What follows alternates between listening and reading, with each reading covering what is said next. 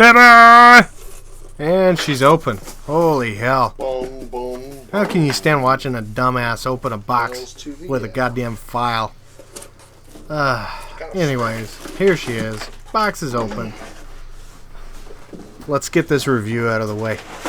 So this is my unboxing footage that I got when I got this back in, was it January or February of 2016? She's not fucked. And, out of the box. You know, I've just finally gotten around to getting this footage put together and talk about this damn thing. Mostly as a review, so if you're looking for, you know, one of my dumbass life hacks, yeah, it's, well, I guess if you're looking on how to get a Vise and not spend a whole shit ton of money and spend more time working on the damn thing, then pay attention. If you want to call that a life hack, then by all means, go right ahead. So essentially, I wanted to get the biggest Vise for the lowest price, and not trying to rhyme necessarily, but this was it. And it had decent reviews on Amazon, so I'm pretty hard on things, so I would really like to see how this thing works, you know. And I mean, as you can tell, hell, I still have the grinder apart in the background from the previous videos. But so as you notice, I've pulled out the file. I've started working on this thing. It's sharp, and I don't mean that as a compliment. I mean the fit and finish on this is terrible. If you're looking for something that's gonna look good in the shop, this is not it. Plain and simple.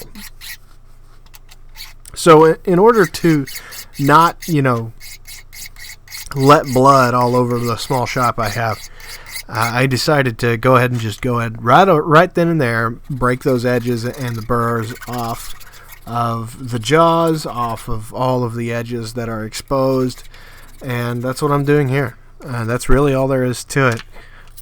You know, one of the big things I started this channel for is simply for the fact that a lot of people have gotten into this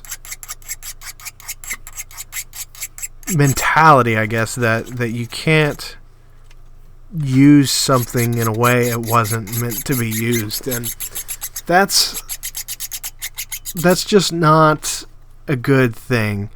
You know, really what inspired me was looking at what's been going on in Cuba. If you look at what they've done with the old tech that they have and the repurposing and the ingenuity that comes along with it. I know some of you will say, well, hell, the rednecks back where I used to live did this all the time.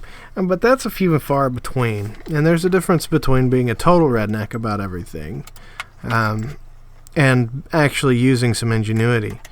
You know, I've seen people make tractors, make lawnmowers, things like that, out of old scrap they had lying around, and that's the thing that we need to keep our minds moving, and we need to stop being in this mentality that we have to buy something as we want it, because let's be honest, you can't buy everything you want, but you can make something the way you want it if you want to take the time to educate yourself in those subjects. Most times it's going to be through trial and error.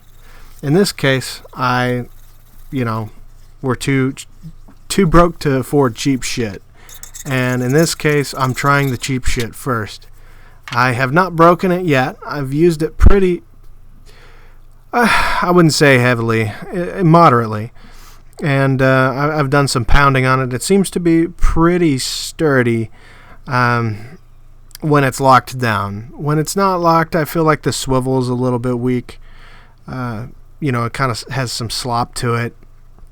But beyond that, I think it's not a bad product. Again, if you buy it, take and break the edges on it first. You might want to get some soft jaws for it. I have destroyed some things with it because it seems that line between clamped and not clamped tight enough is very, very fine.